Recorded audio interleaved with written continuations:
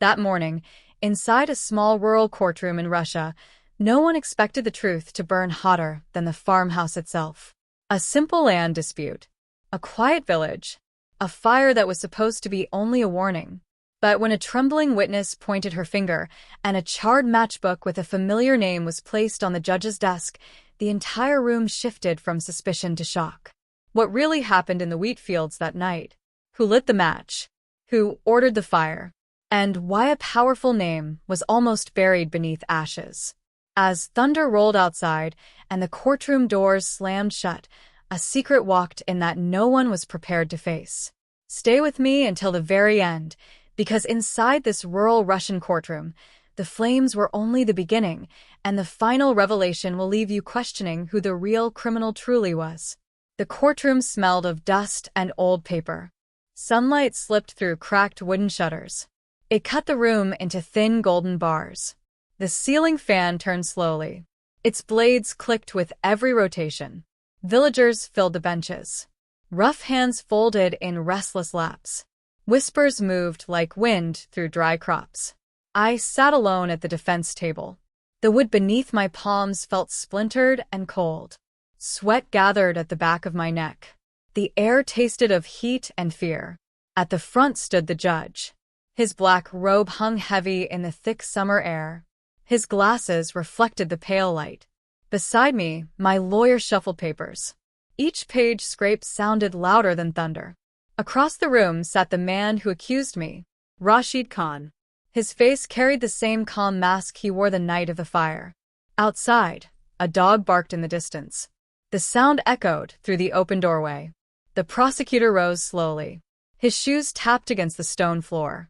He spoke about the burned farmhouse at the edge of the village. He spoke about the body found inside. He spoke my name with careful weight. Every eye in the room pressed against my skin. I felt them searching for guilt. I felt them digging for truth. The witness was called forward. An old woman wrapped in a faded shawl. Her silver hair trembled against her temples. She swore to speak the truth. Her voice cracked like dry earth. She said she saw a figure near the farmhouse that night. She said the moon revealed a familiar walk. She said the walk belonged to me. My chest tightened. The fan above creaked louder. The walls felt closer. The judge leaned forward. He asked her to describe the figure again. Her cloudy eyes moved toward me. They lingered, then shifted, slowly, to the man across the room. A murmur rippled through the benches. Rashid Khan froze. The old woman swallowed hard. Her hands gripped the railing. She said the man she saw carried a red scarf. She said the scarf caught firelight. She said the same red scarf was tied around Rashid Khan's neck the next morning. Gasps broke the silence. Rashid rose abruptly. His chair scraped against stone. His calm mask cracked. The prosecutor stammered. The judge struck his gavel. Order trembled in the air. I felt something shift inside my chest. Not relief. Something darker. Because I remembered the red scarf. I remembered holding it in my own hands. I remembered placing it where it could be seen. The courtroom noise faded into a distant hum. Rashid shouted that he was being framed. His voice turned sharp and desperate. The old woman began to cry. The villagers stared in stunned silence. The smell of dust thickened. The sunlight dimmed behind gathering clouds. The judge demanded evidence. The prosecutor hesitated. Then a constable stepped forward. He carried a small metal box. Inside lay a matchbook, charred at the edges, stamped with my family name. My breath slowed. Each inhale scraped against my ribs. The constable said it was found near the farmhouse door. Found beneath ashes. Found beside the body. The room seemed to tilt. Rashid stared at me, his eyes wide with something beyond fear. Recognition. The judge turned toward me, his gaze heavy and sharp. He asked if I wished to speak. The air pressed against my lungs. The villagers leaned forward. Their shadows stretched long across the floor. I rose slowly. My knees felt weak. The wooden table scraped behind me. I looked at Rashid. I looked at the old woman. I looked at the judge. And I began to tell them what truly happened that night in the fields beyond the farmhouse, where the wind carried sparks through dry wheat, and where a single lie was born from greed, and where the fire was never meant to take a life, but only to frighten a man into silence, and where Rashid begged me to help him hide the truth, and where I made a choice that sealed both our fates, as the courtroom doors suddenly slammed shut with a force that shook the walls, and a shadow appeared in the doorway, holding something wrapped in cloth that dripped slowly onto the stone floor, and every head turned toward that dark shape as the smell of fresh smoke filled the air again, and the shadow stepped into the light, revealing a face no one expected to see inside that courtroom on this day. The courtroom smelled of dust and old paper. Sunlight slipped through cracked wooden shutters. It painted narrow bars of gold across the worn stone floor. The ceiling fan turned in a slow circle. Its metal joints clicked with each rotation. Villagers filled every wooden bench. Their clothes carried the scent of soil and sweat. Low whispers drifted like wind through dry wheat. I sat at the defense table. The wood beneath my fingers felt rough and splintered. A thin layer of dust clung to my palm.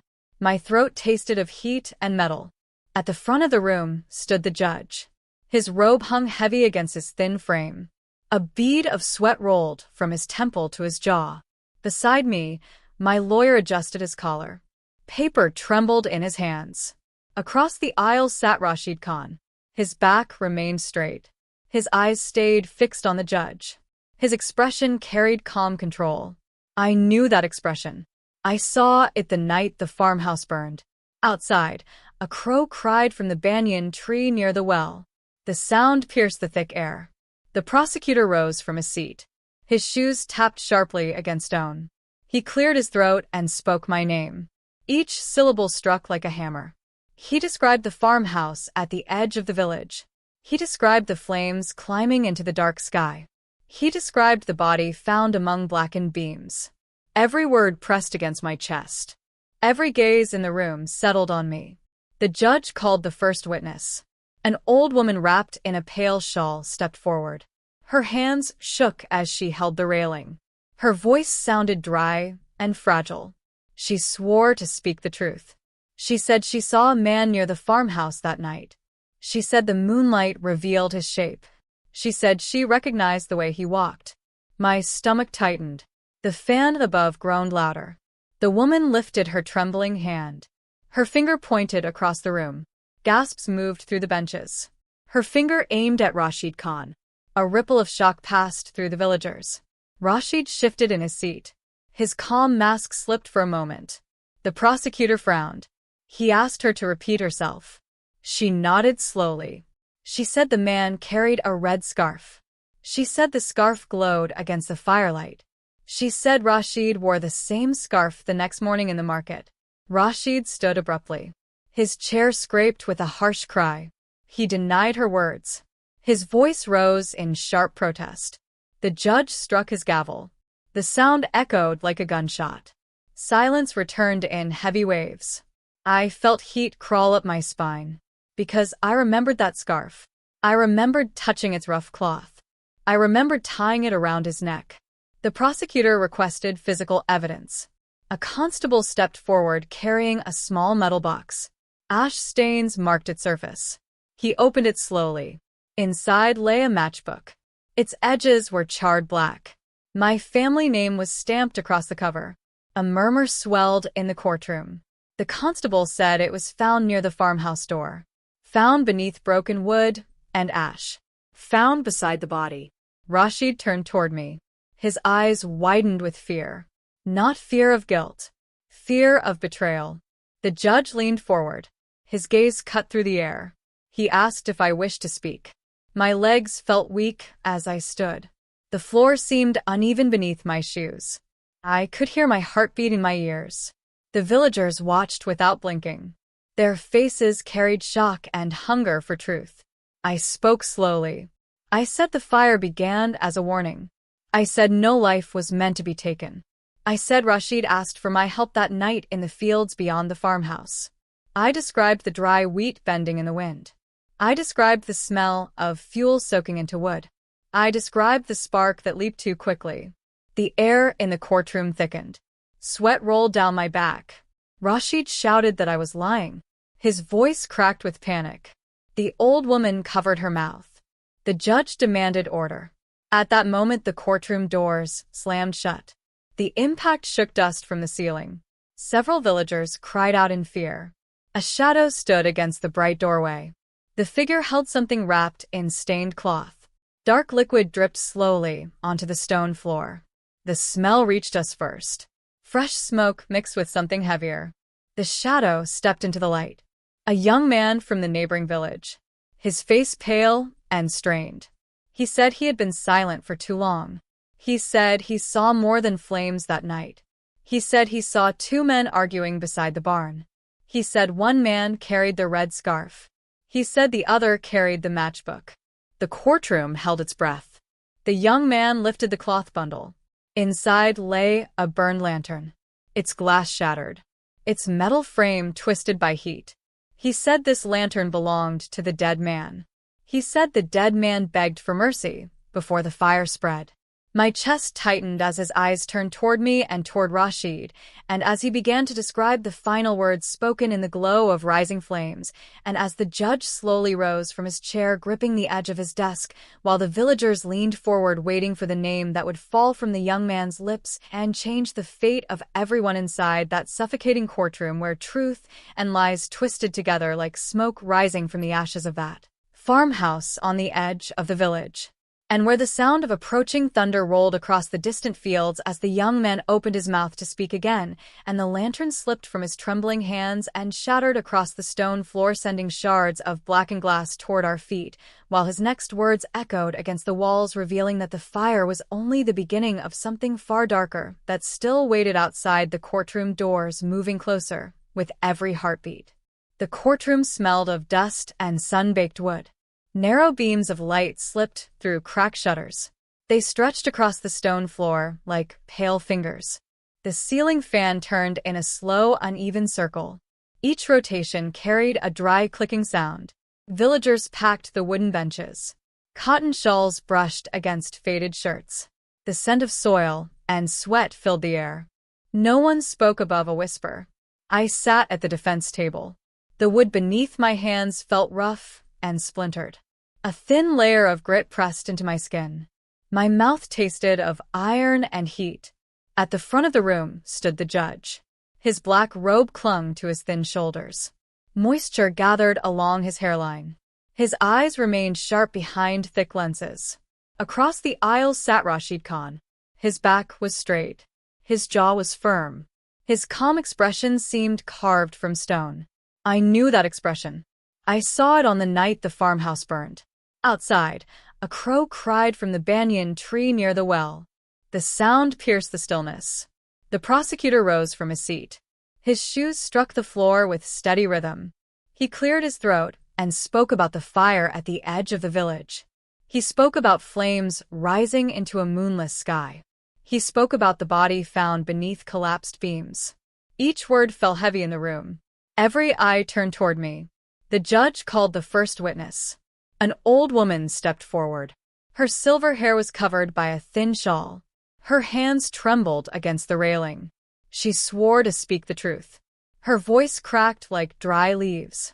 She said she saw a man walking near the farmhouse that night. She said the moonlight revealed his outline. She said she recognized the way he moved. My breath slowed. The fan above creaked louder. The old woman lifted her shaking hand. Her finger pointed across the courtroom. Gasps rose from the benches. Her finger rested on Rashid Khan. Rashid stiffened. A flicker of fear crossed his face. The prosecutor stepped closer. He asked her to explain what else she saw. She swallowed hard. She said the man wore a red scarf. She said the scarf glowed against the light of the flames. She said she saw the same scarf around Rashid's neck the next morning. A murmur rolled through the crowd. Rashid rose quickly. His chair scraped against stone. He denied the accusation with sharp words. The judge struck his gavel. The echo bounced off the high ceiling. Silence returned in heavy waves. I felt sweat gather along my spine. Because I remembered that scarf. I remembered tying it in a tight knot. The prosecutor called for evidence. A constable approached with a small metal box. Ash marked its corners. He opened it with careful hands. Inside lay a charred matchbook. My family name was stamped across its cover. A low gasp spread through the room. The constable said it was found near the farmhouse door. Found beside the body. Found beneath burned timber. Rashid turned toward me. His eyes were wide and searching. The judge leaned forward. He asked if I wished to speak. My legs felt unsteady as I stood. The floor seemed to tilt beneath my feet. I could hear my own heartbeat. The villagers watched without blinking. I began to speak about that night. I spoke about the dry wheat fields beyond the farmhouse. I spoke about the wind that carried sparks too quickly. I spoke about anger that grew from greed. Rashid shouted that I was lying. His voice cracked with panic. The old woman covered her mouth. The judge demanded silence. At that moment, the courtroom doors slammed shut. The impact shook dust from the rafters. Several villagers cried out. A shadow filled the doorway. The figure stepped inside slowly. In his hands, he carried something wrapped in dark cloth. Liquid dripped from one corner onto the stone floor. The smell reached us first. Smoke mixed with something metallic. The figure moved into the light. It was Imran, a farmhand from the neighboring village. His face looked pale beneath the dust. His eyes carried fear. He said he could no longer stay silent. He said he saw more than flames that night. He said he saw two men arguing beside the barn. He said one man carried a lantern. He said the other held a can of fuel. The courtroom grew colder despite the heat. The judge rose from his chair. Imran unwrapped the cloth bundle. Inside lay a half-burned ledger book. Its edges were blackened. Its pages were stiff with soot. He said it belonged to the dead man. He said it contained records of land debts and hidden payments. Rashid's face drained of color.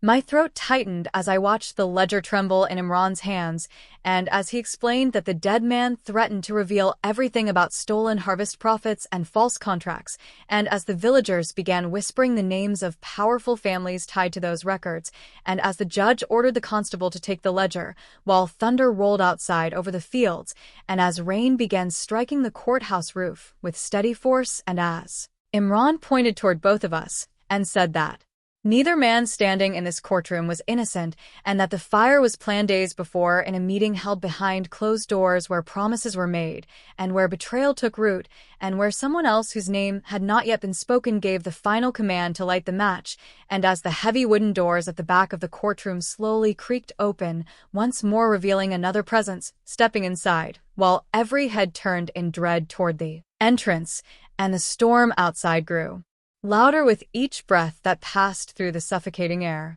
The storm outside gathered its full voice. Rain struck the courthouse roof in relentless waves. Thunder rolled across the fields like distant drums of judgment. The second figure stepped fully into the courtroom. Water dripped from the edge of his shawl. Mud clung to his boots. A hush fell deeper than any silence before. It was Haji Karim, the wealthiest landowner in the district. The man whose name was never spoken without caution. His presence shifted the air. Villagers lowered their eyes. The judge remained standing. His fingers tightened around the edge of his desk. Haji Karim walked forward with measured steps. Each footstep echoed against the stone floor. He did not look at me. He did not look at Rashid. He looked only at the burned ledger in the constable's hands. His face revealed nothing, yet his silence carried weight. Imran pointed toward him.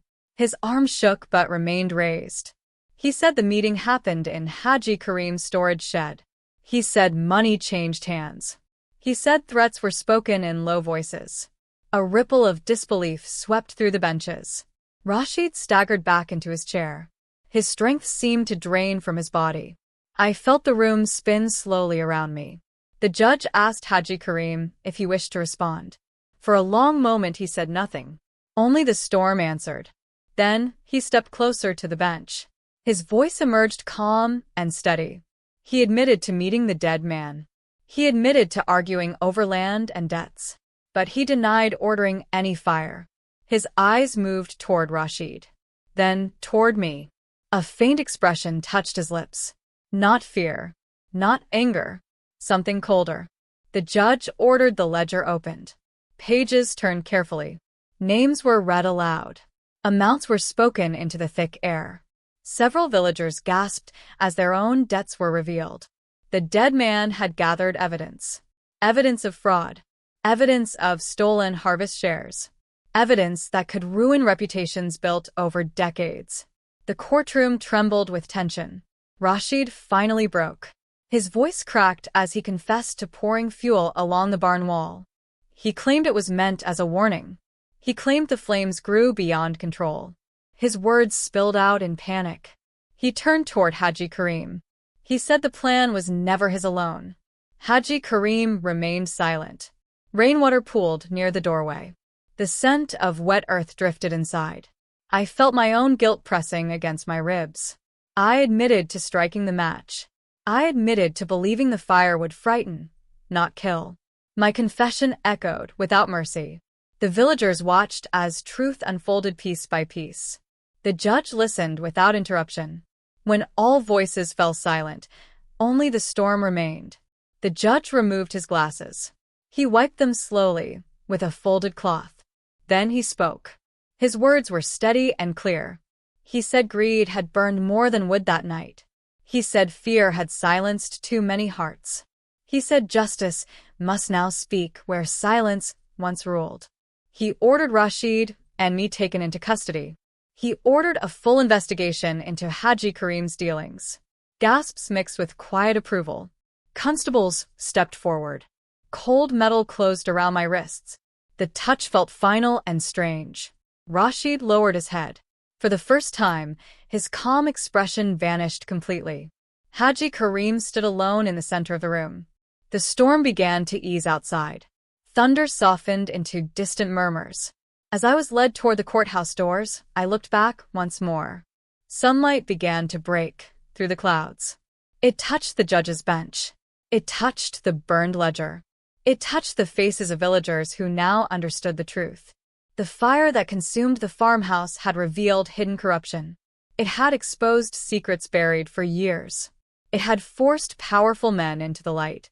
Outside, the fields stretched wide and green beneath the clearing sky.